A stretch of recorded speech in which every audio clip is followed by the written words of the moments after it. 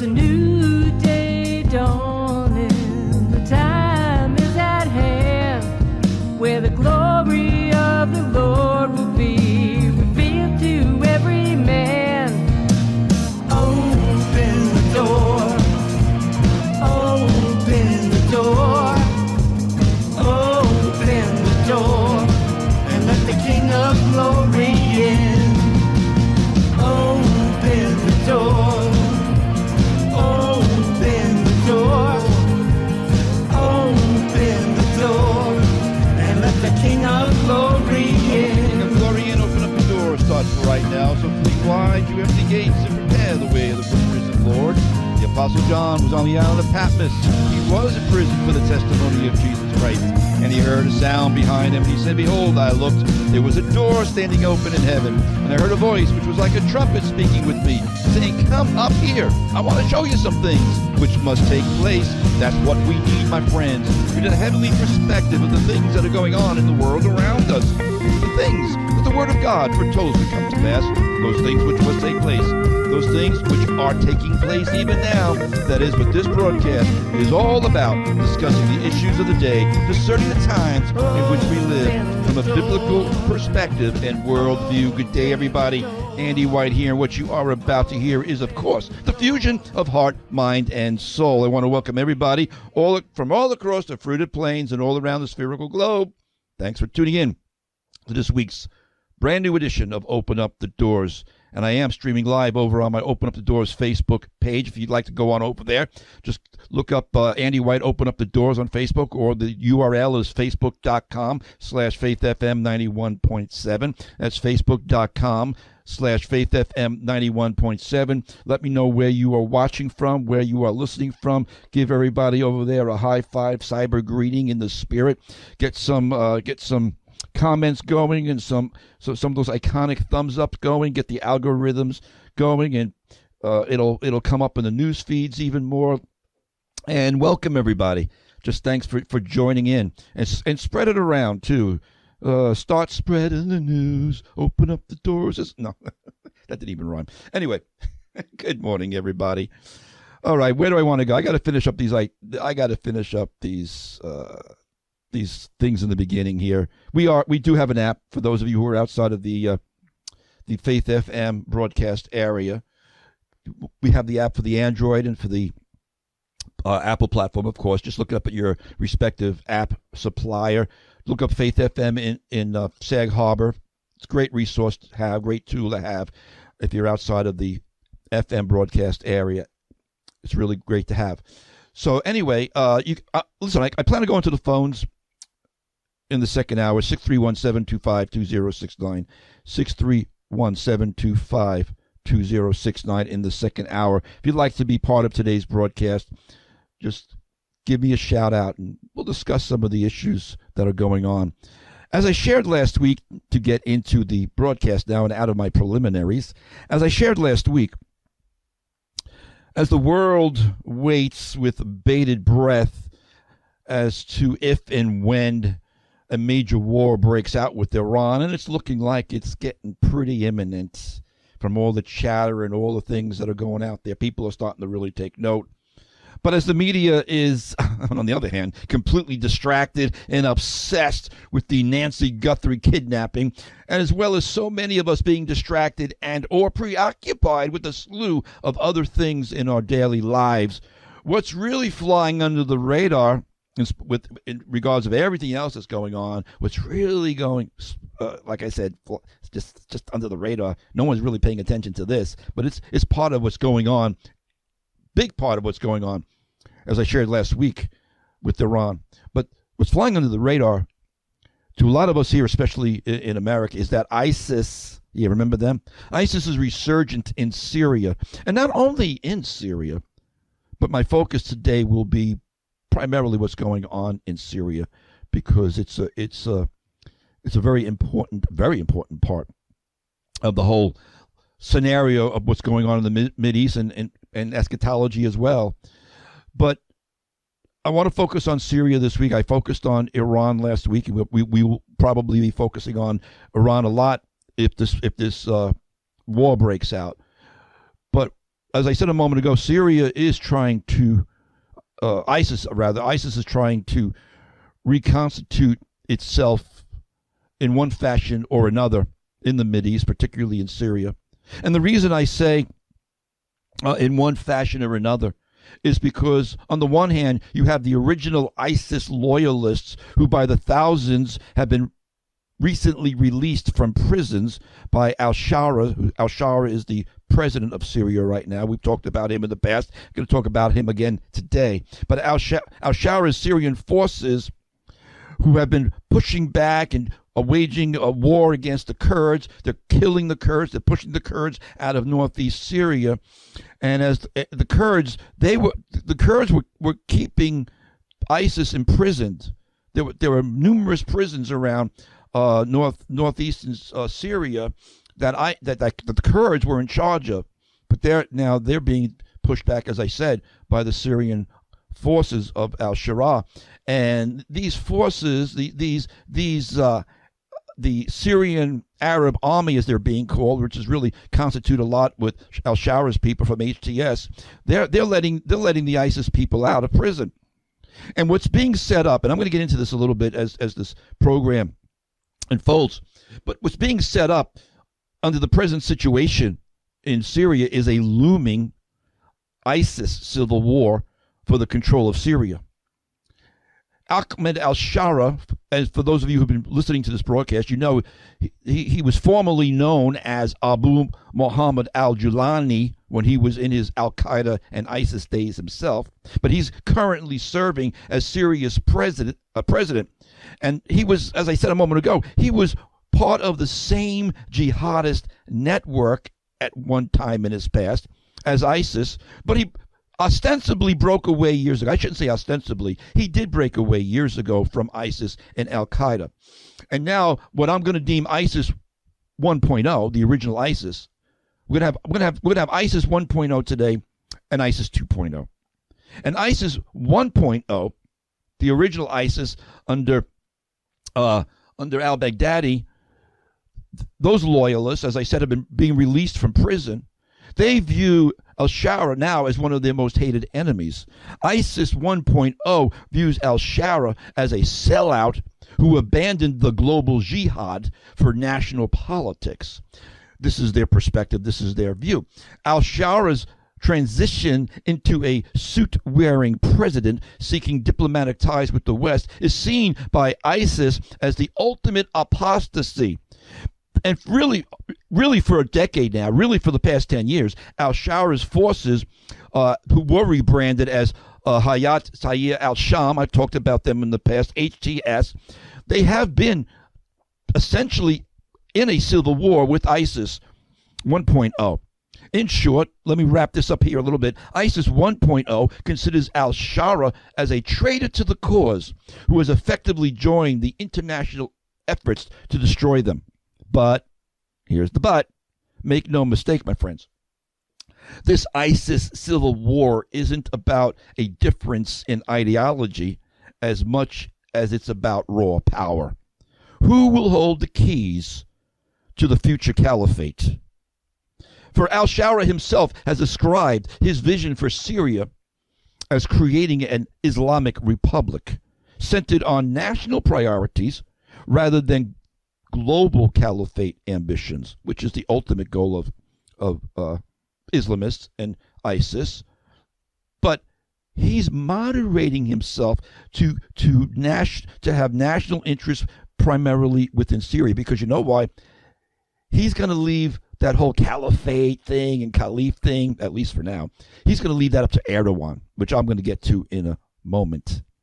But in a 2014 interview, Al-Sharaa, then known as al-Julani, stated that Syria should be ruled under Islamic law. But by 2021, he clarified a little bit that implementation of Syria into an Islamic republic would not follow necessarily in this is a quote, the standard of ISIS or even Saudi Arabia. Because he's figured out, and with coaching from Erdogan, as I will get to, He, like Erdogan, Al-Sharaa, like Erdogan, wants to make Islam more palatable to the West. In other words, he's trying to change the color of the lipstick on the pig. Or to mix metaphors, he's trading in the ISIS 1.0 militant camo garb for a suit and a tie and a more westernized look. Yes, let's call it ISIS 2.0. Al-Sharaa's self-rebranding, adopting suits over military fatigues, and courting Western powers has seemingly, albeit perhaps cautiously, been believed by Western leaders, including Trump. But is it to be believed? Paint me skeptical. As Jeremiah said, can a leopard change its spots? Because, see, my friends, the long-term goal remains the same. The long-term goal of Erdogan and of Al-Sharaa is Islamic ideological dominance in the Mideast. Well, actually, globally. Globally. And the destruction of Israel, too. But we're going to put that on the side for the moment.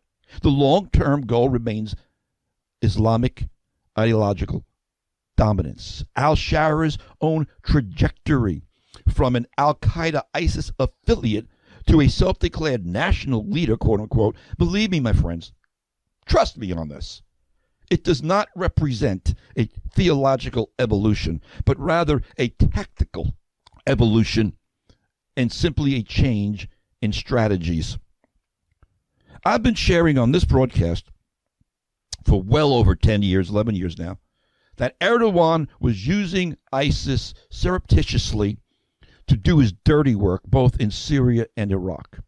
And I plainly stated 8 to 9 years ago that once ISIS fell and Assad, from the former president of Syria, Assad was gone, that Erdogan / Turkey would step into the void and the power vacuum that was left. I was saying that 7, 8, 9 years ago. And that is precisely what he's been accomplishing. That is precisely what he's been doing through Al-Sharaa and HTS. Turkey's engagement with HTS happened simultaneously several years back as both parties sought a new strategy. And make no mistake about it, it's a tangled web of Islamist ideology and raw power plays for dominance between ISIS 1.0, which Erdogan was utilizing, as I said, 7, 8, 9 years ago. But all of this tangled web of Islamist ideology, all of this is going on. It's Erdogan of Turkey, my friends, who's been playing the puppet master. Erdogan is the quintessential, underestimated man behind the curtain, telling all the Western powers to ignore that man behind the curtain, while he's pulling all the levers and pulling all the strings. Just like you know it, the famous scene in the classic movie, The Wizard of Oz, Erdogan is saying, just ignore that man behind the curtain.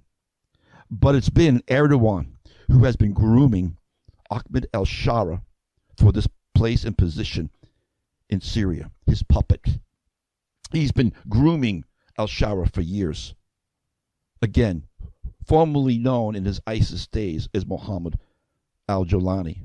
Erdogan's been grooming him to be presented and accepted by the Western leaders.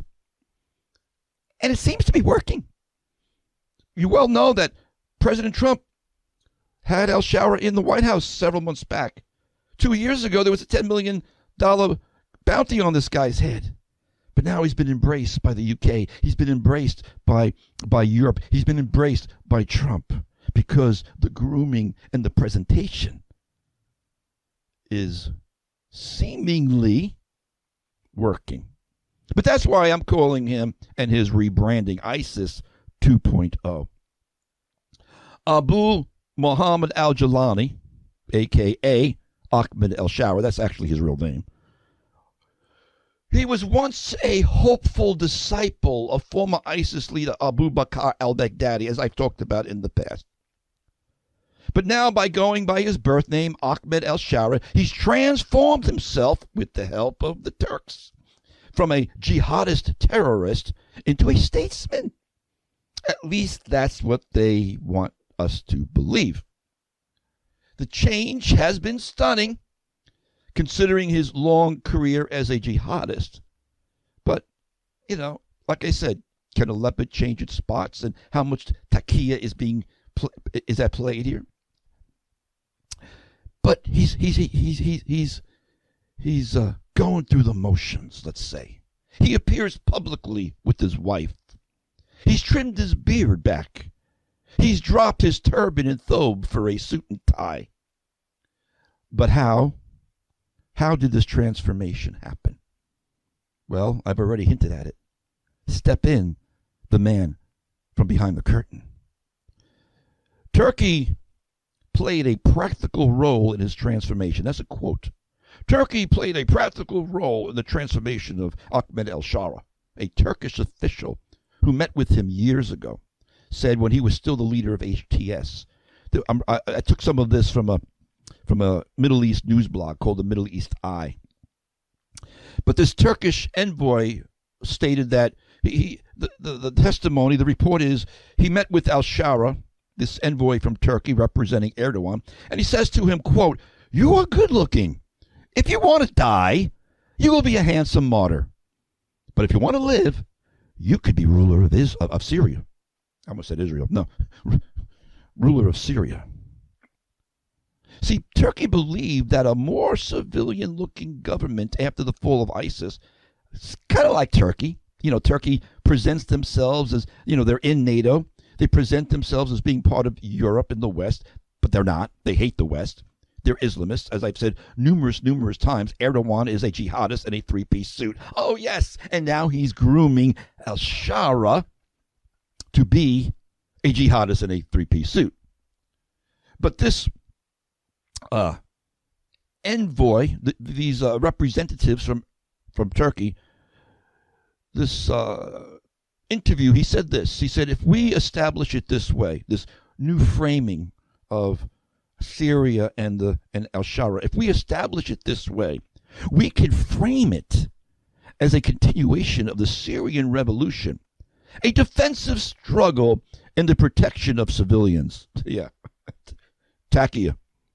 See, because a westernized Al-Sharaa would ease the legitimacy problem of his jihadist past. A Turkish official said during the meeting at that time, and they seem to have been right. It seems to have worked, at least for the moment anyway. But that subterfuge might be running out in light of what's actually going on the ground in Syria. And I'm going to get back to that in a little bit. But here is the ominous testimony that I read from an interview with Al-Sharaa from 5 years ago. 5 years ago, 2021. Al-Sharaa was being interviewed, and he said this in the interview. When I saw this, I was like, wow. Al-Sharaa said, when I was a child, I once had a dream about my future. And he said it slowly, with deliberate intensity. And he said, in the dream, I became the Emir of Damascus. He said in the interview that the dream was a good omen, a divine clue about his destiny. Those in his inner circle, those who are following him, including figures with Salafi backgrounds, says he truly believes in that vision, that dream he had when he was a little boy. Why wouldn't he? He believed that the war against Syrian President Bashar al-Assad would be tough, but that ultimately he would win because of his dream and his destiny of becoming the Emir of Damascus. Nearly 5 years later, my friends, after that interview, and he shared this, nearly 5 years later, he is the self-proclaimed president of the Syrian Arab Republic. The Emir he once dreamed of becoming as a little boy has essentially come to pass. And I'll be back with more after this. Got a lot to get into. But here's Daryl Evans with Hide Away. And I'm going somewhere with all of this, so stick around.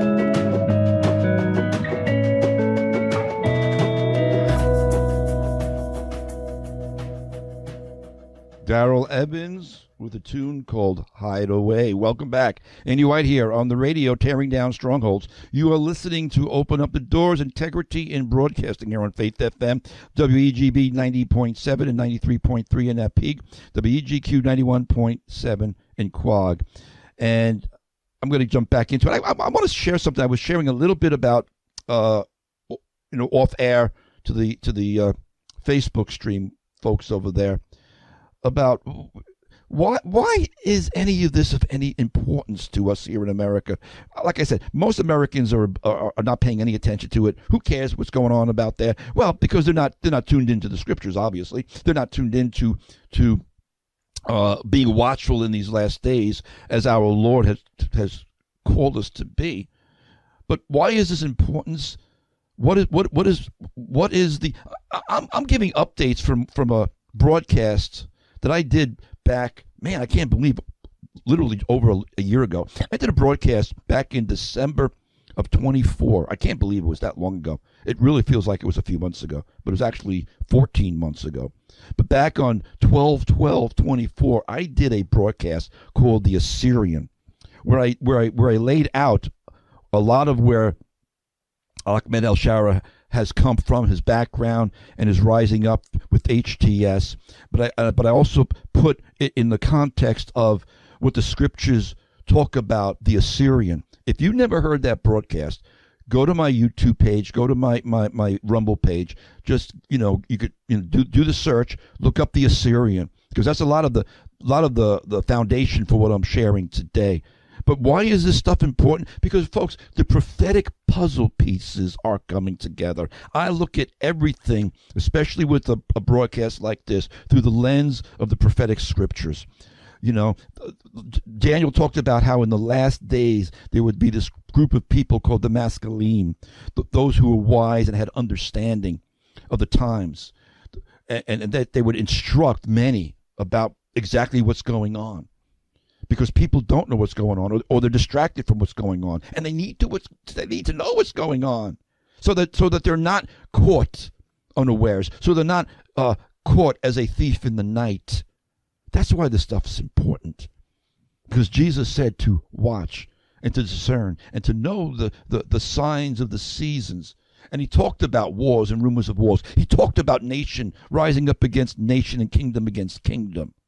And he didn't just talk about it so that we could ignore it or be oblivious to it, but to watch and to understand what's going on, to teach those people who want to know, and to use it really as a springboard of evangelism and telling people, hey, listen, the Bible is true. The things that were prophesied are happening. I had people texting me, old friends of mine I haven't heard from years, texting me this past week, asking me all kinds of questions along these lines. So that's why this is important. So let me get back to the topic. As I was saying in the first block, ISIS 1.0 is actively trying to reconstitute its capabilities in Syria, exploiting security vacuums and the reduced focus of local forces. And there's been an estimated 3,000 active fighters, and that could have tripled, except for another report that I'll bring to you later. But over 3,000 active fighters in the region within the last 2 months have been released from these prisons by Al-Sharaa's forces. And you might say, what if they're having a civil war between ISIS 1.0 and this, and now Al-Sharaa's people who were once part of ISIS, they're in a civil war. Why would they be releasing them? I'll get into that. Like I said, it's a tangled web of ideology and power grabs and who's going to be king of the hill. But ISIS 1.0 is trying to rebuild its strength, particularly in the central Syrian desert And they've been utilizing a wear and tear strategy of assassination and attacks on the oil infrastructure to fund their operations. And we've been attacking them. I got some reports here. I don't know how much I'm going to be able to get to. I mean, Trump keeps bombing ISIS 1.0 encampments while being seemingly oblivious to ISIS 2.0. U.S. Central Command last Saturday said that U.S. forces struck 30 sites in Syria in February, wiping out at least 50 terrorists. CENTCOM announced that between February 12th and 13th, which was just several days ago, 10 airstrikes were carried out against more than 30 ISIS targets in Syria. Admiral Brad Cooper of CENTCOM said, quote, "Striking these targets demonstrates our continued focus and resolve for preventing an ISIS resurgence in Syria." And that's all well and good, my friends. But while we are bombing ISIS 1.0, we are handing over American bases to ISIS 2.0. Syrian troops, Al-Shara's troops, who are made up a lot. I'm going to get into what they're actually made up in a moment. But if they're taking control of key military bases that we are handing over to them. You know, meet the new boss, same as the old boss. Hello. Syrian military assumed control of the Al-Taf military base situated near the Jordan and Iraq border a couple of weeks ago. The Syrian Defense Ministry confirmed Thursday, actually last week, amid a historic withdrawal of U.S. forces from the country. The Syrian Arab Army Forces, those are the people under Al-Sharaa, the Syrian Arab Army Forces took control of the base with the coordination of U.S. officials on Wednesday. The ministry said in a statement and had secured the surrounding area. U.S. forces have begun handing over key positions in the northeast and southern provinces to Syrian military personnel. But here's the problem. Security experts, and you know what? I think anybody who knows anything about the area, I didn't need to read this to know that this is obviously true. But security experts have questioned, rightfully so, how productive a wide-scale U.S. drawdown will be at combating ISIS, with some suggesting that the makeup of Syria's armed forces should give Washington some grounds of concern. Yes, exactly. Well, we're bombing ISIS 1.0. We're handing over military bases to ISIS 2.0. This one, who said this thing? This Syrian scholar, this guy named David Adesnik, said this, quote, "This was a low cost," in other words, for America to maintain these bases that we're now handing over. He said, "This was a low cost, high value mission that the U.S. is ending, even though the threat persists.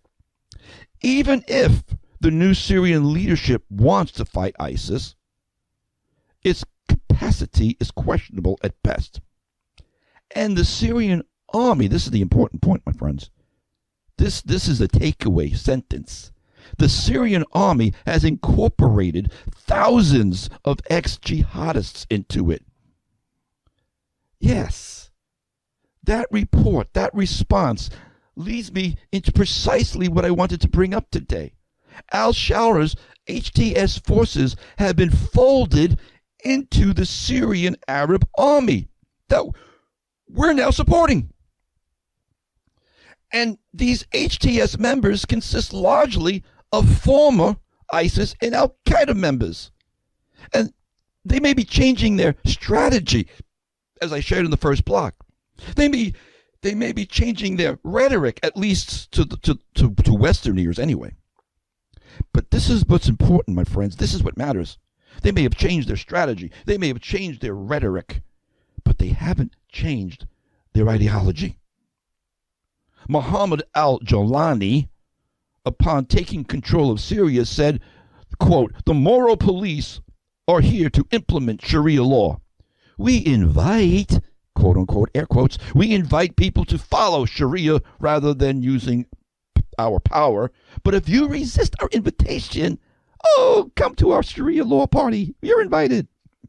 But if you resist our invitation, you will be faced with violent power.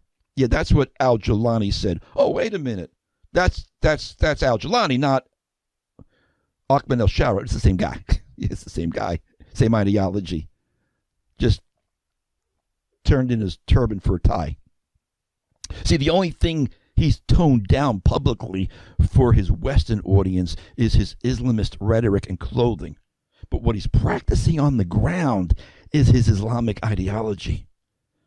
As I said a moment ago, there are hard-line Islamists within HTS that are actually criticizing the so-called, even if it's a charade, even if it's a facade, they're still criticizing the so-called quote-unquote moderation because they say that's inconsistent with Sharia. And some of the jihadist factions that were within the original HTS and the Syrian Arab Army, there's reports that they are defecting to ISIS 1.0 or other al-Qaeda militias in protest of al-Shara's moderate pivot. Having said that, just how moderate is the Syrian Arab HTS army? Again, they haven't changed their Islamist ideology. They haven't changed their tactics inside of Israel, inside of Syria. Al-Shara's Islamist government is currently targeting the Kurds at Erdogan's behest, and the Kurdish-led Syrian Democratic Forces in the country's northeast, who were supposed to be our allies.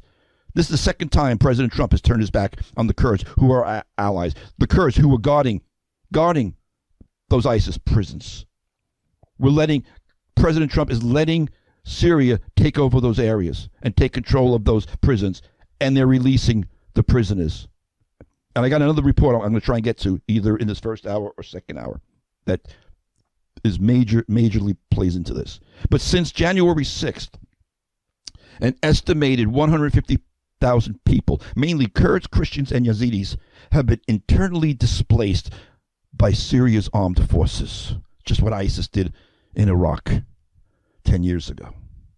On January 18th, regime forces seized Raqqa, the former capital of ISIS, and it was controlled by Kurds since the defeat of ISIS. But there, once they seized control of Raqqa, al-Shara's forces, the Syrian Arab Army, released thousands of ISIS terrorists from prison. Videos are on social media showing al-Sharaa affiliated forces abducting Kurdish women, mocking them as gifts and making them sex slaves and massacring Kurds. That's exactly what ISIS 1.0 was doing.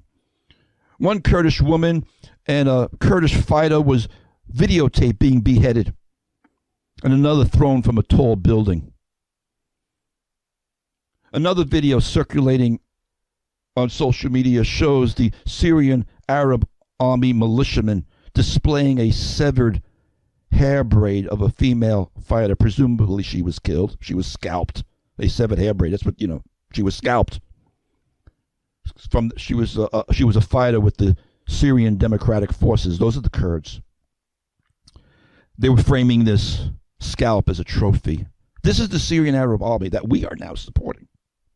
Since al-Sharaa took control of Syria, Christians, Druze, Yazidis, Kurds have been under severe persecution and slaughter. One Greek Orthodox priest, some guy by the name of Father Spiridon Thanos, described how there are hundreds of Syrian Christians seeking him out, begging him to evacuate them out of Syria. Right now, brothers and sisters, Syria ranks number 6 on the world list, the 2026 world list for Christian persecution. We talk about China, we talk about Nigeria, we talk about Korea, we talk about Iran. Syria is number 6 right now under Al-Sharaa for Christian persecution in the world. Churches are being shelled, clergymen are being taken to prison. It's been a slaughter of Christians in certain Christian areas. And in the meantime, this is what caught my eye, and I'm going to go to another break in a second. This what caught my eye. According to the UN, in the last year, not even the last couple of years, in the last year, there were 5 attempts on Al-Shara's life. There have been 5 assassination attempts. ISIS 1.0 has intensified its efforts to kill Al-Sharaa. One, of course, to destabilize the new government because they want to be, king of the hill. Again, as I said a moment ago, they also consider him to be apostate in their eyes, even though he's not apostate. He's just taking on the westernized persona, but that's enough for them. But here's the thing that gets me. Will he be shot in the head? I don't know, and I'm not wishing that for him. Don't misunderstand me. I've been telling you for a while. I've been watching a few individuals as possibilities of the future man of sin. I don't know who that person is yet. None of us knows. We won't know till a lot of other things happen. But one of the things that describes the future king of the north, who is called the Assyrian, is that he survives a mortal head wound. So that's why this report of almost a half dozen attempts on Al-Shara's life in the past year caught my attention. And I'm just putting that out there for that reason. So we have all these things, as I said, coming into play. I'm going to take another break, and I'll be back to wrap up this first hour with some other thoughts, and then we'll probably just take it into the second hour as well. But here's We the Kingdom with God So Loved the World. I love this tune. This is a great tune. Keep it right in. I'll be back.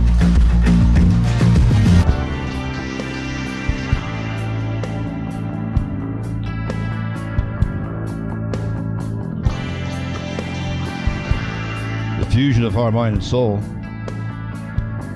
This is Open Up the Doors with Andy White here on Faith FM, WEGB 90.7. 93.3 in that peak, WEGQ 91.7 in Quad. Just a couple of quick broadcast memos. The first hour of this broadcast re-airs today, Thursday at 3 p.m. and also Saturday at 1 p.m.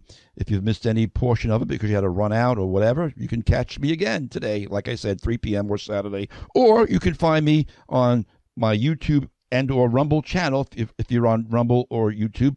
If you're over there, just look up Andy White, Open Up the Doors.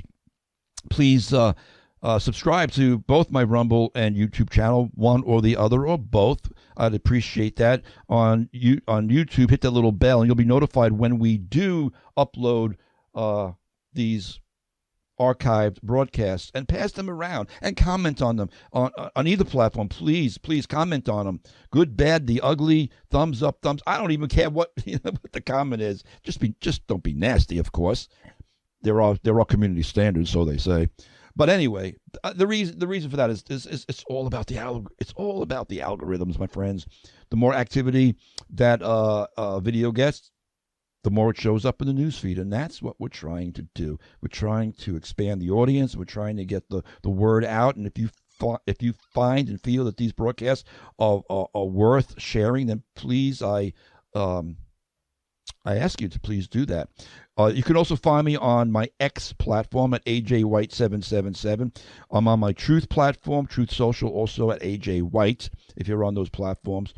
Also on Truth Social, there is a Open Up the Doors group page on Truth Social.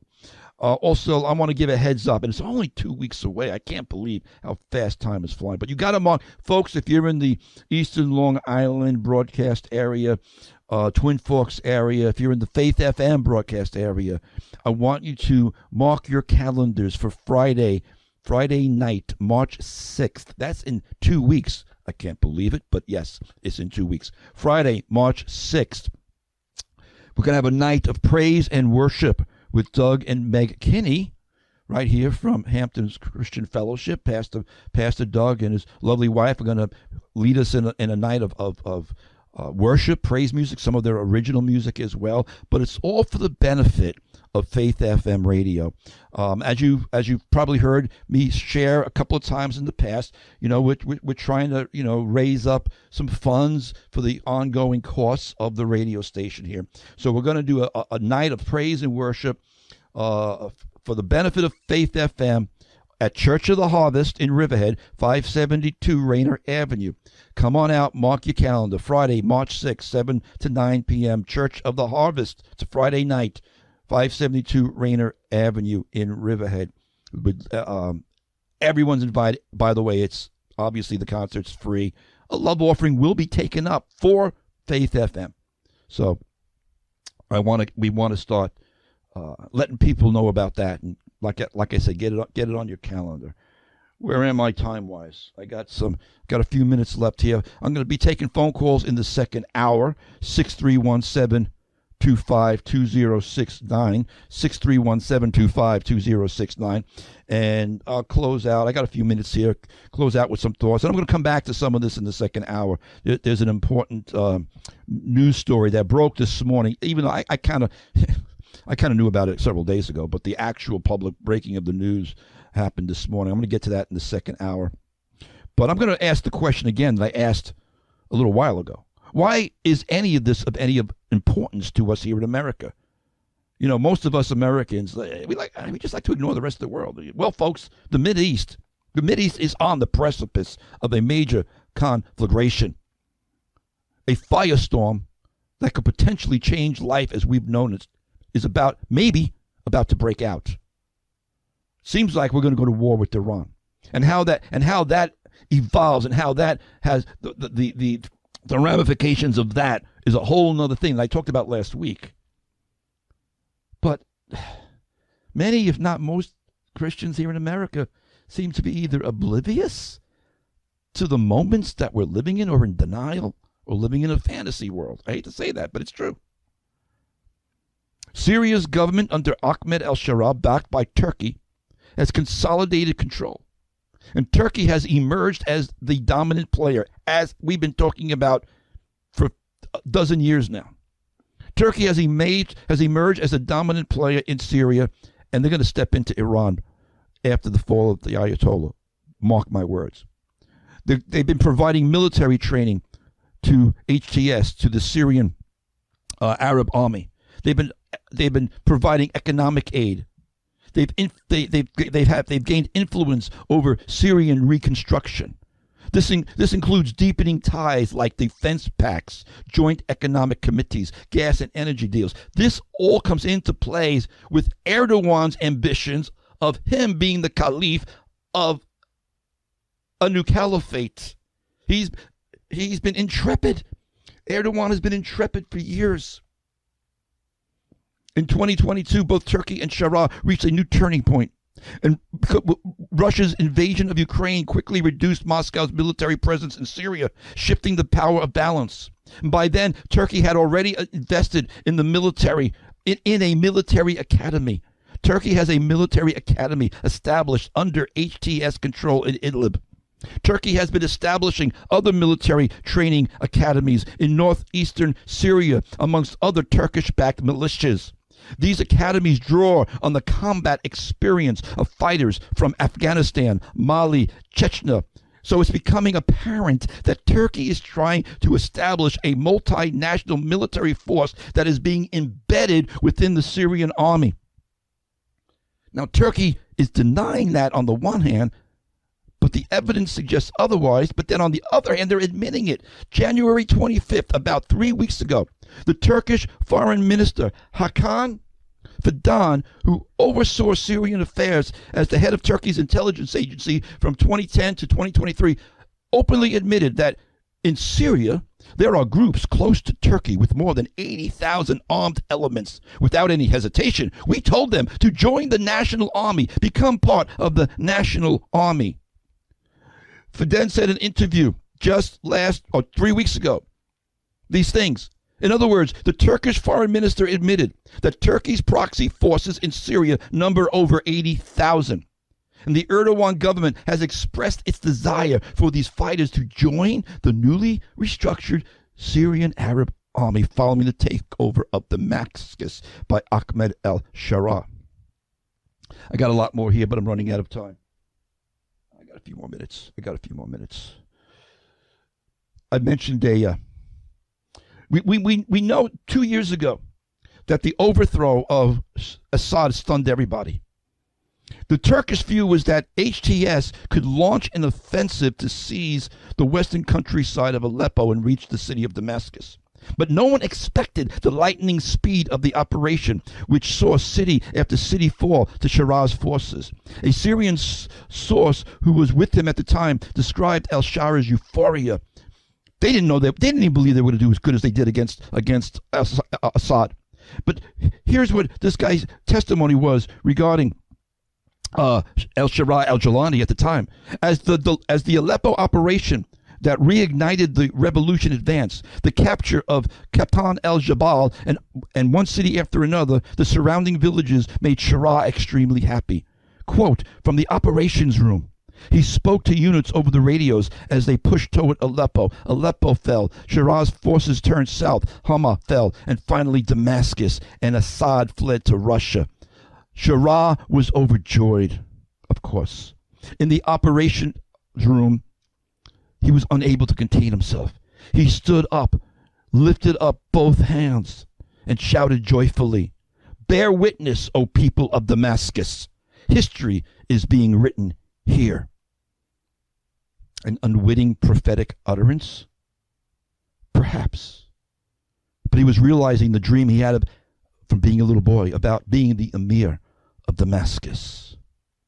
And folks, I for one, am going to keep my eyes both on Erdogan of Turkey and Sharaa of Syria for a multiplicity of reasons.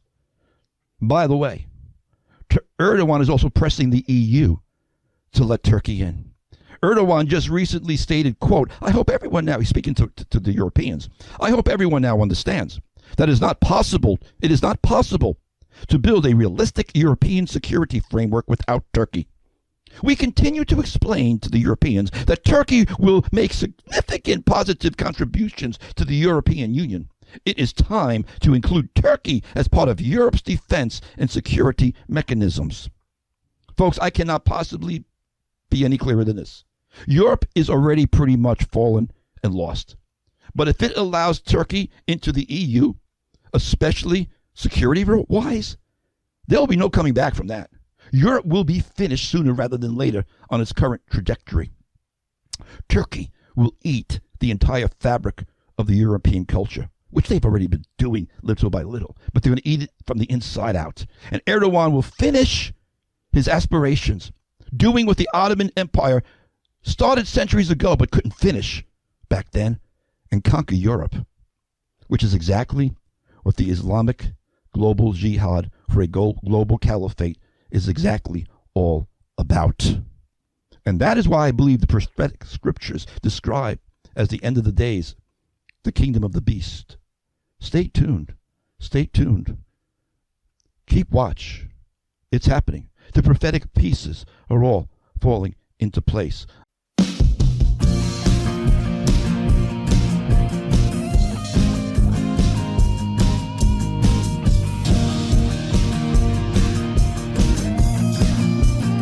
And I am back for the second hour of Open Up the Doors here on Faith FM, the fusion of art, mind, and soul.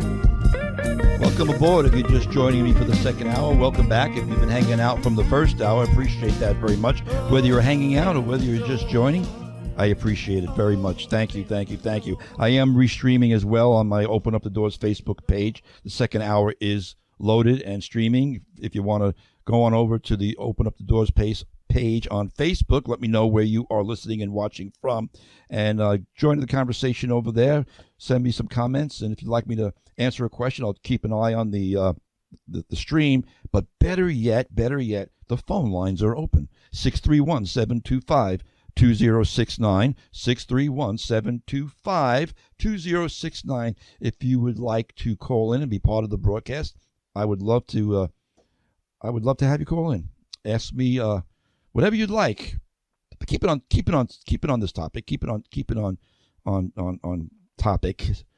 and hopefully I'll be able to answer your question, or maybe you just got some insight. Maybe you've heard something that would add to the conversation, and that would be greatly appreciated. So again, 631-725-2069. All right, in the meantime, there was a couple of things, a lot going on. I mean, I got a stack of stuff here, as Rush used to call it, his stack of stuff. Hey, by the way, yesterday was, I didn't realize it, but they did mention it. They did mention it on the news last night on Newsmax that yesterday was 5 years anniversary of Rush Limbaugh's passing away. I can't believe it's been 5 years. I mean, wow. Every time we pass the anniversary, especially lately, it just seems like, man, where has the time gone? It seems like it was just not that long ago, 5 years ago. The greatest of all time radio host of all time passed away. And we sorely miss him. I do. Many do. But, yeah, that was just yesterday. That's just an aside. But I figured I'd throw that out there. I listened to Rush really from the beginning when he was first on the air in the New York area anyway. I know he started out in Sacramento in his formative years. But once he went national and ABC picked him up in the mid-'80s, I believe it was. You know, we would listen to, our work crew would be listening to talk radio during the day, and back then it was Bob Grant on and some other people I can't even remember. And then all of a sudden this new voice came on, Rush Limbaugh. He was just hilarious. He was just hilarious. So we got hooked on Rush pretty soon and pretty quickly when he made his splash in New York. Anyway, I'm just reminiscing a little bit. The things that Rush would be talking about today. So many things that Rush talked about. The direction of the country, especially under the Democrat trend lines. He was so right on. And yeah, just missing him. But there was something I wanted to get to. I knew I wasn't going to have the time in the first hour. So I'm going to tag it on to this before any phone calls come in. But I was mentioning how even as we've been attacking the American forces under Trump have been attacking the ISIS 1.0 forces, at the same time we've been handing over military bases to Al-Sharaah's Syrian army, which is basically the same thing with different lipstick on them, as I said. So on the one hand, we're fighting ISIS. On the other hand, we're handing over Syria to ISIS 2.0. Along those lines, I mentioned in the first hour how the several prison camps that the Kurds were under control had been taken over by Al-Sharaah's forces, and they were letting out the ISIS prisoners. They were just letting them go free, and that's because most of the maybe not most, but a large percentage of the forces in the Syrian Arab army now are HTS members under Sharaa. They're former ISIS people, former Al-Qaeda people. So again, they've changed, they've rebranded, but they haven't changed their ideology, and they haven't changed what they want to accomplish. But so we've been watching this. Of course, I'm not going to say that our administration is completely blindsided. Sometimes I really wonder what they're doing in the Mideast, as I've shared many times before, almost every week. I am puzzled by what they're doing so often. But as they have seen that the Syrian forces are pushing back the Kurds and releasing these ISIS prisoners, well, there was a big prison camp up in northern Syria, and the Trump administration, they saw what was going on, and they decided to clandestinely get 6,000 ISIS fighters out of Syria. Let me read this. This came into my news feed this morning. Now, I knew about this report from other sources, but Fox just started reporting it this morning. And the headline is, U.S. thwarted near catastrophic prison break of 6,000 ISIS fighters in Syria. Now, what's kind of interesting about this, as I get into this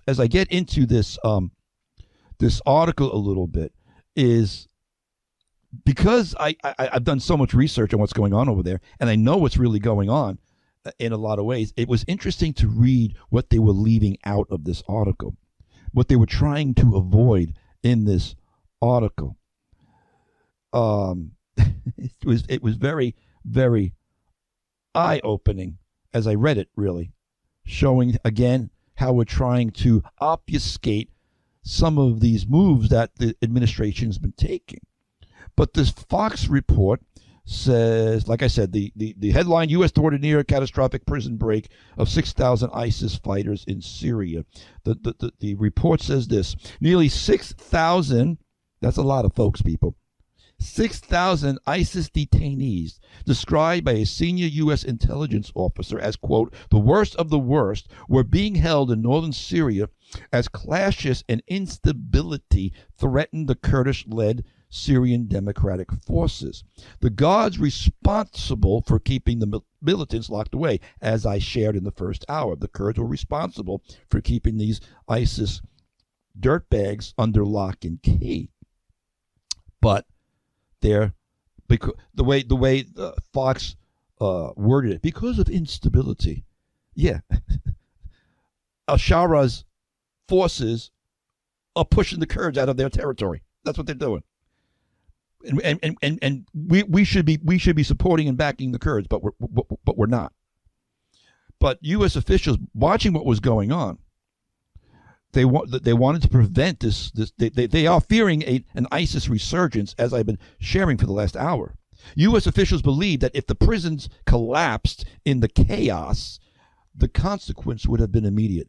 If the prisons collapse in the chaos, it's Al-Shara's forces that are letting these guys out. Again, they seem to obfuscate that point.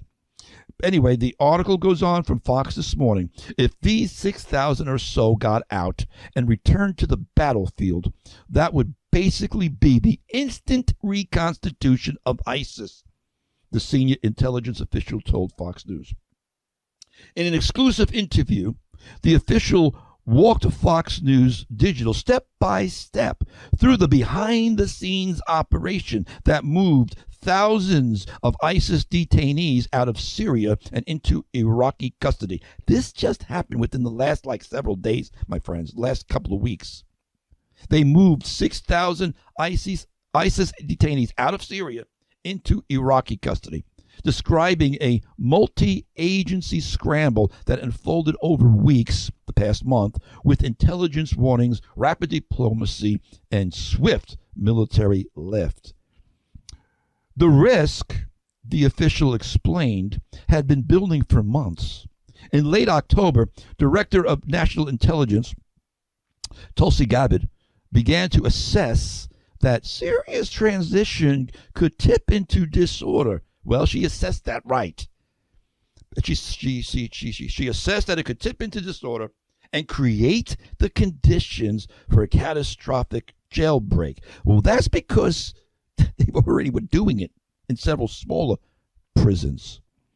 The Director of National Intelligence, Tulsi Gabbard's Department of Oversight, sent representatives to Syria, that would be the Al-Sharaa government, and representatives to Iraq at that time to begin early discussions with both the SDF, those are the Kurds, and the Iraqi government about how to remove what the official repeatedly described as the most dangerous detainees before events overtook them. We got to get these guys out of Syria and into Iraq because they're going to be let loose, and these are the worst of the worst. Those fears sharpened in early January as fighting erupted in Aleppo and began spreading eastward. Time was running out to prevent catastrophe. We saw the severe crisis situation, the official said.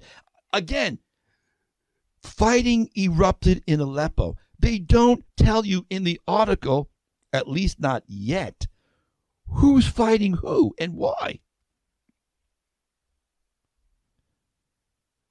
I'm going to read on. According to the source, the ODNI oversaw daily coordination calls across agencies as the situation escalated. Secretary of State Marco Rubio was managing the day-to-day on policy considerations, while the Office of the Defense of National Intelligence drove a working group that kept CENTCOM and diplomats and intelligence officials aligned on the current question: how do we keep nearly 6,000 ISIS fighters from slipping out into the fog of war? The Iraqi government, the official said, understood the situation, understood the stakes. Baghdad had its own reasons to move quickly, fearing that if thousands of detainees escaped, they would spill across the border and revive a threat Iraq still remembers in visceral terms. The official described Iraq's motivation bluntly: we're going to help the Americans get these guys into another prison. And they're being motivated because the leaders recognize that a massive breakout could force Iraq back into a 2014 ISIS is on our border situation once more. The U.S. Embassy in Baghdad, the official said, played a pivotal role in smoothing the diplomatic runway for what would become a major logistical undertaking. Then came the physical lift. The official credited CENTCOM's surge of resources to make the plan real on the ground, saying that moving in helicopters and other assets enabled detainees to be removed in a compressed time frame. Thanks to the efforts, moving in helicopters, moving in more resources, and then just logistically making this all happen, we were able to get these nearly 6,000 ISIS prisoners out in the course of just a few weeks before they got let out to create more havoc. So, again, the article is still, when you know the backstory, folks, the article is very surfacey. The SDF, that is the Syrian Democratic Forces, those are the good guys, so to speak. Those are the Kurds. They had been securing the prisons, but its intention was strained by fighting elsewhere. Well, fighting elsewhere where? Because Al-Shara's forces, the Syrian Arab army, infiltrated with 80,000 Islamists and HTS members, are slaughtering the Kurds. They still haven't even mentioned that. They're distracted by this other fighting. It seems to me, maybe I'm reading too much into this. It seems to me that they don't want us to know the extent. Because why? Why is that? Because we have platformed Al-Sharaa as being reformed, and he's not. But we can't let the cat out of the bag. So ultimately, detainees were transported to Iraq, where they are now held at a facility near Baghdad International Airport under Iraqi authority. And I don't know how good that might be either, but maybe it's better. It's the immediate best, the next best thing to what was going on in Syria. The next phase, the official said, is focused on identification and accountability. FBI teams are in Iraq enrolling detainees, ISIS detainees, biometrically, while U.S. and Iraqi officials examine what intelligence can be declassified and used in prosecutions. Let me see where I can get to cut to the chase with some of this now. Point being is that, yes, there is an ISIS resurgence going on in Syria. Not only in Syria, by the way, in other nations as well. Northern Africa, Western Africa, Southeast Asia. There are all of these, what I've been talking about for years. There are all of these allegiances to ISIS, because today ISIS is representing, for all intents and purposes, the Caliphate that they want to establish. This is their global jihad. So all of these things tie together. And all of these things tied together in the last days scenario of the last days 10-horned beast that's coming about. I'm not going to get into that today. I've gotten into that so much, and you guys know where I stand on that. But according to this, the Iraqi and American officials, the Syrian Democratic Forces, again, those are the Kurds, and the Syrian government reached an understanding that Damascus would take over the Al-Hope camp, which holds thousands of ISIS-affiliated women and children. And they came to an agreement. Syria was pushing them out and killing them. We're gonna and actually what they were trying to tell these what Al-Sharaa was actually telling the Syrian Democratic Forces, the Kurds, what he's been telling them is like, defect to us, join us. But the Kurds are independent. The Kurds have their own territory. They're an ancient people. From what I understand, the Kurds are the largest ethnic group in the world. They're an ancient ethnic group, and they are the largest ethnic group in the world that's never had their own nation. And that's why Erdogan hates the Kurds. That's why Erdogan has been fighting the Kurds for decades, because he considers them a threat along his border, because the Kurds actually do want a nation.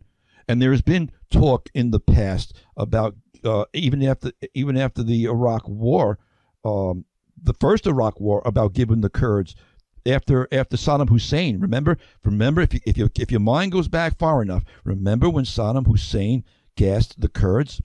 Thousands and thousands of Kurdish fighters were gassed, women, children, fighters. Remember back in the early days of the first Iraq War, when Saddam was after that incident, the world was saying we got to give the Kurds their own nation up in the northern region where they live. They've lived up in this northern region, up in these mountains of northern. The Kurds extend from northern Iran into Iraq, into Syria. But of course, Iran doesn't want to give them any land. Of course, Syria doesn't want to give them any land. Of course, Iraq does. So they've been this people group without a home. But where are all the protests for them? You know, everyone gets on the Palestinian, which are a fake people. So I can go down a bunny trail with this.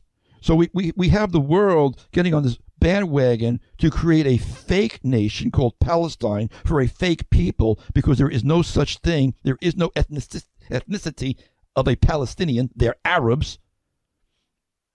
But they're on board for that. But nothing is ever said about the Kurds, who are an actual ethnic people without a home. The hypocrisy.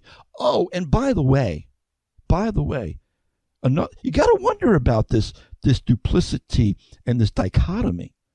The Kurds are a Muslim people, but you know why all the other Muslim nations really don't like them? Because they're basically nominal Muslims. What we might call moderate Muslims. They're born into their religion culturally and ethnically. They don't really necessarily. I'm sure some practice it more than others, but they are not a militant Islamic group of people. They're just like, hey, like when I was born into an Italian family, so I was Catholic by birth. Didn't mean anything to me, really. So many people, we have nominal Jews who don't practice their Judaism. We have nominal Catholics who don't practice their Catholicism. We have, name it. They're just born into this religious caste system, this religious cultural system, but they're not really, they're just nominal. They don't really practice it. So this is the point. This is why ISIS and why all these other Muslim Iraq, the Iraqis, the mullahs in Iran, why they don't like the Kurds, because they don't really buy into the whole Caliphate thing. They really want to be left alone. They really just want to be left alone. They would really just like to have their own land and do the things that Kurds do, with their families and live peacefully. But the actual Islamists around them, well, you can't have that. Anyway, that's what's going on to some degree on the ground there. And this is all going to tie in. If we do, and I think we will, I mean, I don't know.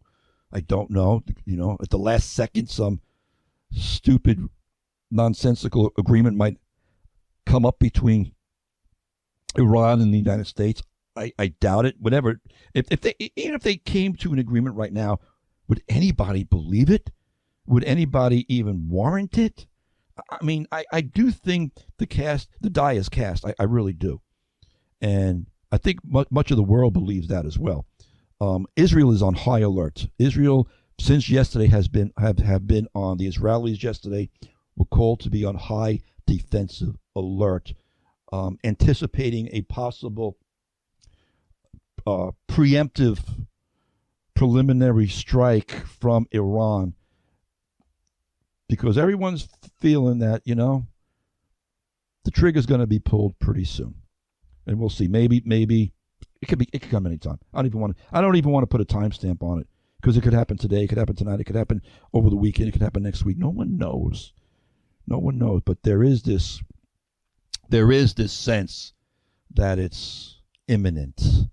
Anyway, I'm gonna take a quick break. I'll come back. Phone lines are open if you want to call in, 631-725-2069. I'll take your phone calls. Also, I got some other things I'd like to get to as well, but your phone calls will take priority over that. Today is the commencement of Donald Trump's Board of Peace over there for the Gaza Strip. I'm going to touch upon that a little bit as well, because today that they're convening for the first time. So there's going to be news coming out of that as well. Phone number is 631-725-2069, 631-725-2069, if you would like to call in. So as I said before the break, today is the commencement of what has been called the Board of Peace over there. President Trump, this aggregate of all these different nations to but the plan is to rebuild Gaza and bring peace into Gaza and do all these things in a very Trumpian sort of way, of course. Sometimes you just gotta laugh at that. Let's see. All right, hold on. I'm going to hold that thought. Faith FM, Andy speaking. Hey, Russ, hold on. All righty. Hey, Russ, you there? Yeah. How are you, bro? Sure. Good. So, okay, am I online? You're on. I'm sorry. All right. All of a sudden, I felt like, what? I'll be honest with you. All of a sudden, I just felt like an energy drain. It's like my blood sugar just fell. Sorry about that. Maybe drink some water, maybe a little electrolytes in your water. Yeah, I have a couple. Try water. that. I do have a cup of water here. Yeah, but water with electrolytes is very important too. Yeah, I can't run out right now. Good and do that. for the heart. Things. But anyway, a little word on prophecy, which you had mentioned a couple of times, the importance of it, and I just my heart, my mind just begin to stir. But it's a type of spiritual birthright, isn't it? That we have. It's there for the taking. What do you mean by that? I don't think. What do you mean? What do you mean by that? That's an interesting way of phrasing it. What do you mean? Yeah, spiritual birthright. It's part of our birthright to understand, future events. It's there. It's there in Holy Writ. We can understand. We see the world gaping and grasping for truth all the time, but God has disclosed to us truth if we want to search it out. And there's the key. There's the key. There's the key. If we want to search it out. It's a type of privilege. And I wrote 3 words down. It's a privilege. It's laden with precision, if you will, and it affords us power. By way of privilege, it's again, the world is grasping for truth, and we have it at our fingertips, if you will. As far as power, it lends to us comfort and to live and to prepare, to live now and to prepare for the future. And of course, as far as the precision of prophecy, it's trustworthy, right? 2 Peter 2:1-9, a more sure word of prophecy. One last thing, and I'll let you, then you chime in, please, for a moment. But Daniel 11:32 says, those who do wickedly against the covenant, he shall corrupt with flattery. Mm-hmm. But those people who know their God shall be strong and carry out great exploits. Great exploits. Yep. I wonder, it's fair to read into the text that know their God not only are walking with him, but they understand prophetic events, and that was uttered within a very prophetic book too, wasn't it? The book of Daniel. That's what I was referencing before about being the masculine, because that's exactly where it comes from.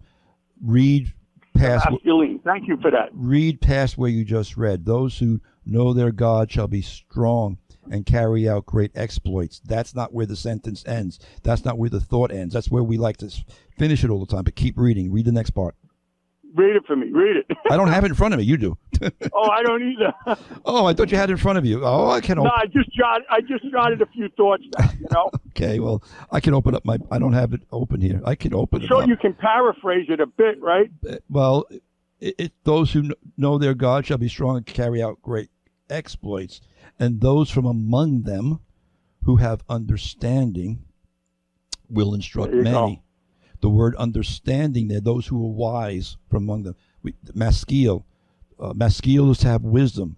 Amen. Those who have understanding, maskil. Maskilim is the IM, puts the plural on it. So Daniel is prophesying that there's going to be a group of people that's going to be raised up. And by the way, context. That's in the middle of Daniel 11, which is the campaign, the military campaigns of the Antichrist, of the king of the north. So in the middle, prophetic events, yeah. It's in the middle of the Antichrist campaign during the time of tribulation, and so notice the context, the placement of it, right in the middle of all this. God's raising up His standard, His people, His saints. Amen. I'm opening it up there. I'm almost there. I'm freewheeling this. Prophecy is privilege, power, and of great perception. Right. So I got Daniel opened up here now. Okay, but the people who know their God shall stand firm and take action. That's the English Standard. Let me open the King James. Stand firm and take action. It's a good translation too. But I like that whole thing about great exploits, carry out great exploits. I quoted verse 33 already, but now I'll read it. And those of the people who understand shall instruct many. Yet for many days they shall fall by sword and flame, by captivity and plundering. The church, you said a moment ago, we have this privilege. This is exactly right, Russ. We have this privilege. We have a responsibility in the last days to be carrying the sword of the truth in the midst of the war, in the midst of the captivity, in the midst of the persecution. Now, when they fall, speaking of the masculine, they're not talking, and it's not talking about falling into sin. It's talking about, remember what it says in Revelation 13, that authority has been given to the Antichrist. By who? By God. Authority has been given him to wage war against the saints, and he shall overcome them. In the midst of the great tribulation, yes, the Antichrist, I know a lot of people in church don't like to hear this, but it's the scripture. The Antichrist is going to be given authority to persecute the church and to overcome them. And this goes right back to Daniel. This is direct corollary to it. This is where John is getting it from. This is exactly where he's getting it. He says, those who have understanding shall fall but why?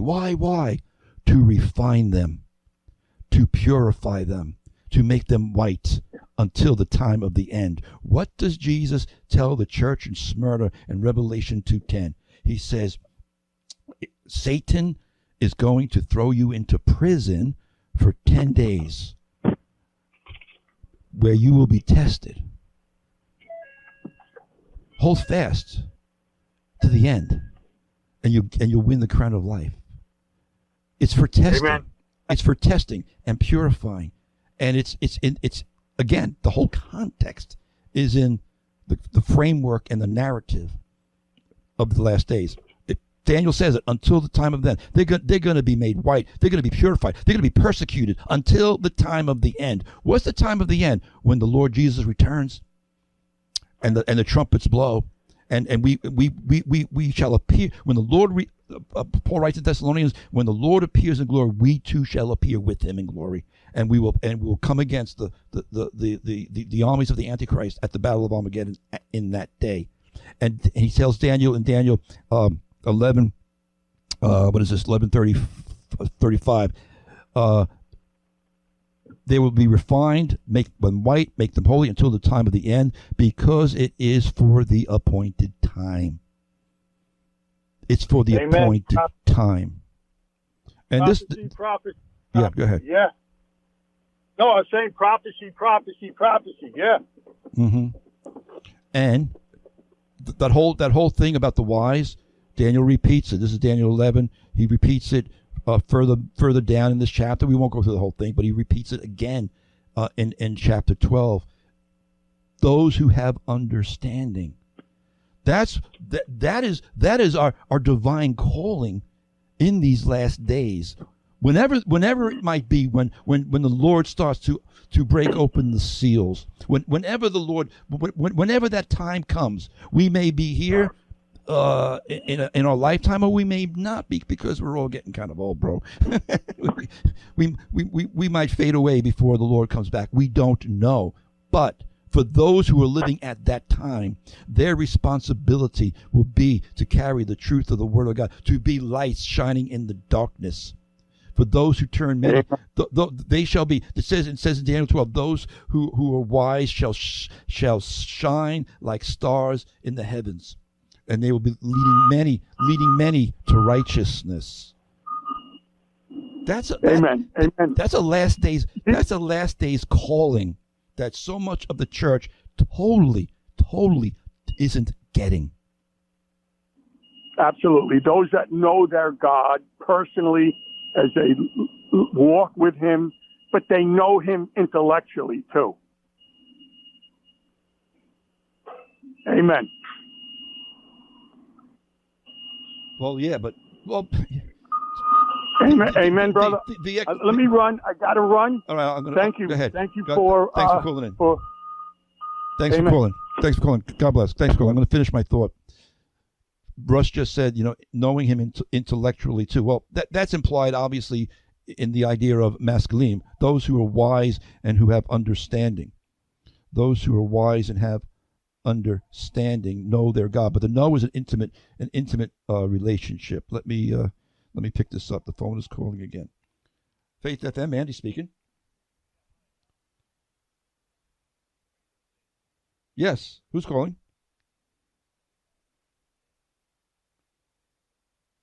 Okay, did you want to share something on the show? Okay, hold on. Just hold the phone. You'll hear. I'm going to put you in the system. You'll hear everything through the phone. Hold on.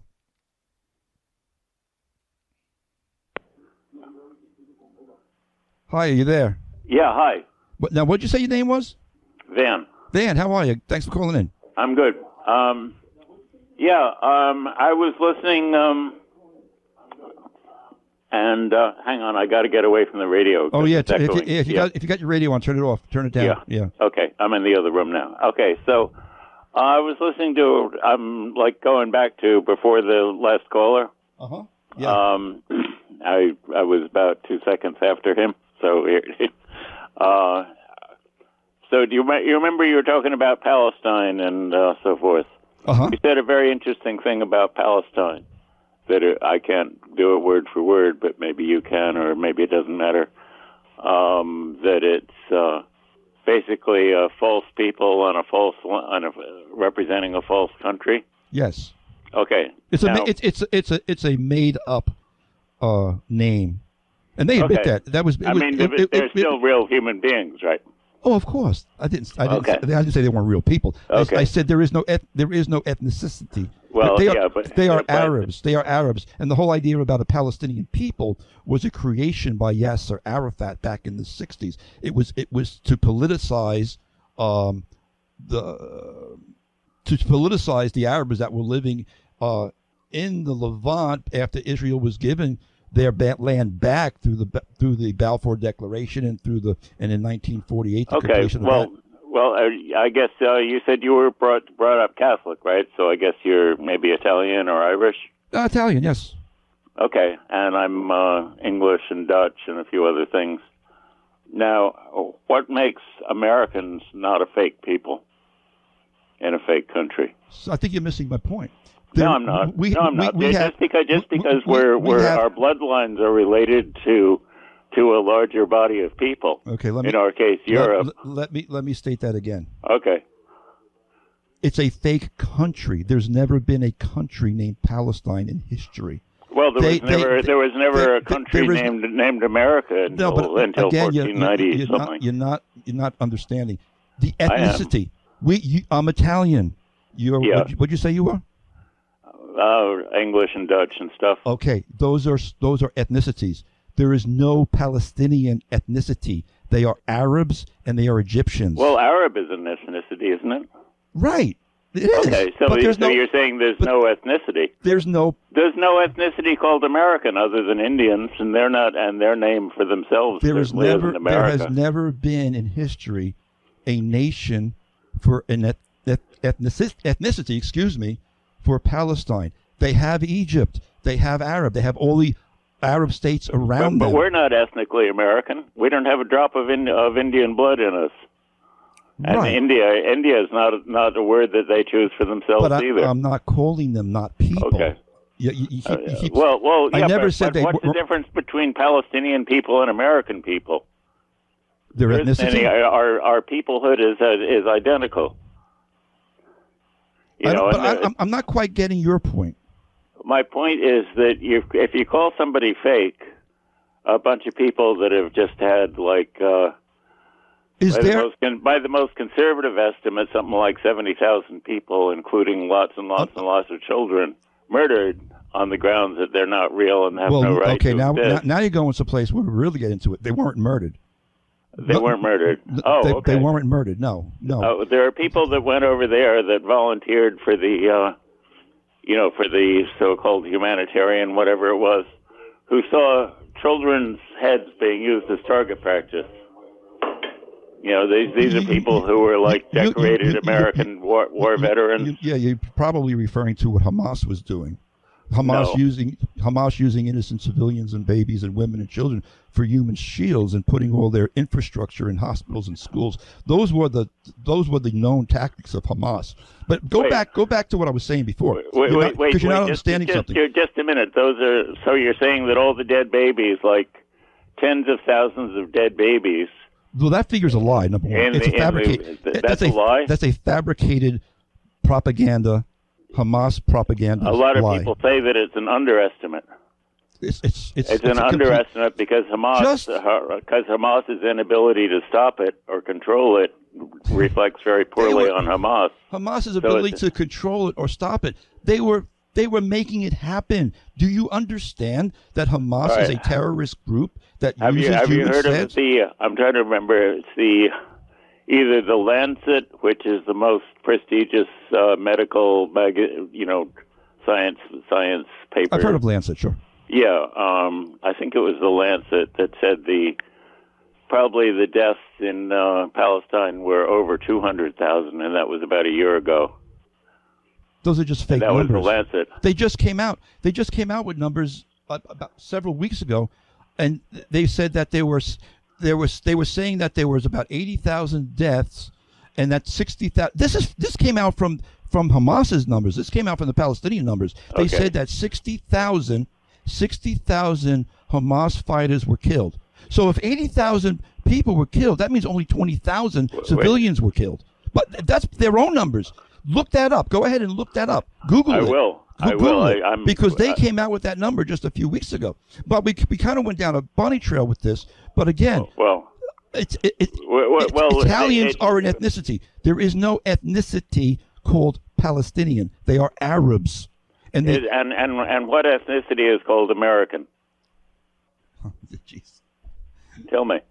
You're still not getting it. What? You're still not getting it. Well, I'm not getting it because what you're saying doesn't have any logic to it. It's not my logic. It was Yasser Arafat and the founders of the PLO that said there is no such thing as a Palestinian. Okay, let's take it from another direction. No.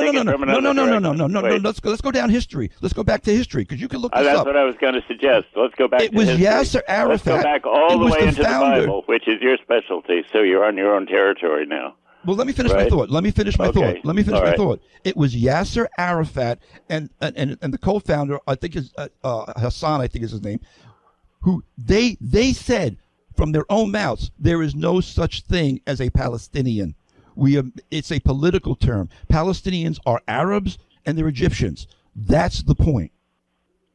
Okay, if that's the point, that's fine. How about the Canaanites? What about them? We're in the Bible now, right? Yeah. I don't remember which books of the Bible. Canaanites were a general term for a lot of different people groups in Canaan. Oh, okay. You had to have. Were they a real people? Of course, they were Amorites. Okay, they were Hittites. So they had a right to the land. No, not once God said they didn't. They didn't. Well, they were there before the Jews arrived. Yes, but God told Joshua and Israel to slay them, and God had his reasons for slaying them. But what if the Canaanites had their own gods saying to do the same thing to the Jews? Like the Germans. Well, the Germans had their own gods during the Holocaust. Here's where we can go into this. The God of Abraham, Isaac, and Jacob is the true God. That's the historical true God. Yes, there were lots of gods amongst the Amorites and the Hittites and the Jebusites. They were false gods. They were demons. They were devils. They were worshiping the giants. Genesis talks about the Nephilim. Okay. So no, you raised the point. There was a reason. There was a reason that God, for a limited time, told Israel. Number one, God gave that land to Abraham by covenant and by promise. Number one. So we're dealing with an ancient people who believed in the God of Israel and ancient promises that are there. And all of these things have held up over time through the centuries. So the promises that were given to Abraham for the land were in part fulfilled when, after they were enslaved in Egypt, after the Exodus, they came to take possession of the land that God had promised Abraham 400 years before, that Abraham's seed would possess their land, and it was given to them. It was given to Israel as an everlasting possession, and they were to dispossess the Canaanites. They should get rid of the people that are living there. Well, hang on a minute. Now, what do you think of the? Wait, just a second. Have you ever read the book of Joshua? I have not read the book of Joshua. I would suggest you read the book of Joshua. Okay, but just to maybe this will wrap it up if I can remember what it was I was going to say. Hang on, just a second. What do you think of? This is not changing the subject. What do you think of the Lutheran Church? I know plenty of Lutherans who love the Lord. I don't think much of the Lutheran Church. I mean, in general, I have my differences of opinion with some doctrine, and I'm not a big fan of Luther himself. So if those who believed in the Lutheran Church were ordered to exterminate an ethnic group, they were. It was called the Nazis. Yeah, but there was a Lutheran Church that was doing a lot of the dirty work. I agree. They inserted Hitler into their liturgies and their theologies. They absolutely did. It was satanic and demonic, and they were not Christians. I don't care what they call themselves, the Lutheran Church. They were not Christians. They were apostate Christians, not obeying the commands of the Lord Jesus Christ. So I don't care what they call themselves. If they're not obeying the commands of the Lord Jesus Christ, they are not a Christian. They thought they were. No, they thought they were obeying Hitler, because Hitler corrupted the Bible. Hitler and yeah, but they thought it was consistent with the Bible. No, in fact, it was quite consistent. Perversion. Martin Luther was one of the most rabid anti-Semites in the history of Christianity. Absolutely true. I've spoken on that. You're absolutely right. As far as I'm concerned, I just said a moment ago, I am no fan of Martin Luther. He was an anti-Semite. He was an absolute anti-Semite, and I've talked about Martin Luther on this broadcast in the past. I've gone through the history, and most of what Hitler was preaching, he got from Martin Luther's book on the Jews. Yeah. Okay. That's pretty. You got some pretty good scholarship going on there. All right. All right. Take care. Van, thanks for calling in. Oh, okay. I got to look at those figures that you said. 60,000 Hamas fighters. Do you remember anything like a source for that? I just Google it because I heard it about a month ago, and the point being that the civilian to what's the word I'm looking for? The civilian to combatant ratio was actually the lowest in history. Then, seriously, really, I find that really impossible to believe. I've seen comparisons of civilian deaths on the Russian conquest of Ukraine versus Israel's conquest of Palestine, and it's about 10 times more civilian deaths in the. Dan, I'm only going to say this. I'm going to say it in sincerity. You're believing Hamas propaganda. Those numbers are not real. Okay. Look up, do a Google search. How about the Lancet? I'm quite sure it was the Lancet that thought it was 200,000. Well, the Lancet is the Lancet is a well-known and recognized source, but they're not right all the time either. They had a lot of things. They had a lot of things. It's a science-based thing, and they wouldn't say something like that unless they had some pretty convincing evidence for it. Well, I don't know. They got a lot of things wrong during COVID. So I don't put a whole Everybody got everything wrong during COVID. Actually, if you listen to this show, I got a lot right, but I won't go there. Okay, take care. Bye. Bye-bye. All right. So that was good. I like back and forth like that. I got to reset the queue here because I'm kind of running out of time. So I'm going to dump some stuff here out of the queue, and I've only got about 5 minutes left. So you know what I'll do? Let me say this in this last 5 minutes, since I'm dumping stuff out of the queue here because I don't have time for any more songs or any more spots. Let me just mention this. I don't have any more time to pick up the phone either. Somebody's calling in, but I'm not going to have time. I'm sorry. Who's ever calling in, try again next week because I'm down to my last couple of minutes here. But what I do want to mention is what I mentioned in the first hour. Listen, folks, mark your calendars if you're on the east end of Long Island in this area. To mark your calendars for March 6th. There's going to be a concert, a worship night with Doug and Meg Kinney right here from Hampton's Fellowship over at Church of the Harvest in Riverhead, Friday, March 6th from 7 to 9 p.m. It's for the benefit of Faith FM Radio. We need your help as far as support, monthly support, one-time support. There are things that are very costly that need to be repaired, things that need to be replaced, repaired. Just the upkeep and the maintenance of the radio station gets to be very, very costly. And, we don't spend a lot of time. We really don't, because it's not in us to be hopping for fundraising all the time. But we do want to make the needs known, and we want to give legitimate needs known and make people aware of the needs. So perhaps you would like to help out with a one-time donation to Faith FM. Which would be appreciated, but what we really, really, really need is to have ongoing monthly support. People that will support different hours of the day. You could sponsor an hour of Faith FM or a half hour of Faith FM. Call the church here. Call Faith FM here to get more information on that. But we are going to be having a benefit night of worship at Church of the Harvest in Riverhead, 572 Raina Avenue, Friday, March 6th. Would love to see you come out. The Christian community, we're inviting the Christian community to come on out for a night of worship and music, fellowship, getting together, supporting the brothers and sisters, supporting the body of Christ on the east end of Long Island, and supporting Faith FM, which is a voice of the body of Christ here on the east end of Long Island. So again, Friday, March 6th, Church of the Harvest, 7 to 9. Mark your calendars right now. Come on out and be part of that.